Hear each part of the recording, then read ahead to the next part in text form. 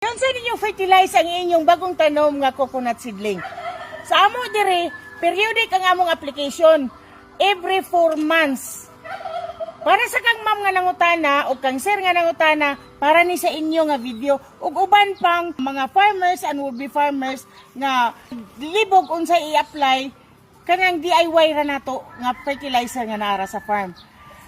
Kami every 4 months may gahatag og process nga chicken dung diri sa among farm. Chicken dung plus decayed nga corn cob plus chopped nga coconut husk. Amo ni siyang i-process mo na among slow release nga fertilizer.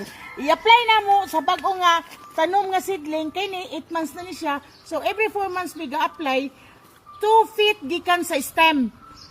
2 feet gikan sa stem magbangag ka kani day 1 kilo of processed chicken dung mo ibutang sa dool sa punuan. So every 4 months, 4 months to 1 year, 1 kilo of processed chicken dung or any animal manure. 1 year to 2 years, adjust the distance to, kuan na dayon siya, 3 feet plus 2 kilos of processed na animal manure or chicken dung. 2 to 3 years, adjust the ang size to 1 meter, drip line na kay mutag-as naman ni siya, so drip line na ka magbase. 1 that would be 3 kilos of processed chicken manure sa every coconut seedling labi na katong flowering na siya. So, adjusted na dahil ang iyahang ratio. Sa pamunga na, another periodic table na pod para ana nga fertilizer application. Kami, daghan kay Mig-Abo, kay gigamit na mo ang bunot para sugnod sa amohang landahan o ganggangan.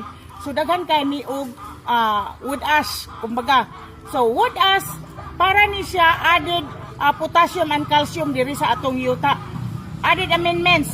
Plus, kani siya, i-apply na mo diri sa yuta para pang checkpoint sa hila-hila o kanang mga snails na mo paingon mo atake sa atong mga dahon sa atong mga seedling.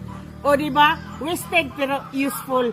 Kamo, unsay inyong experience niya, unsay inyong mga DIY nga fertilizer, share daw para ang atong mga uban pang mga coconut farmers makabalo. Happy farming!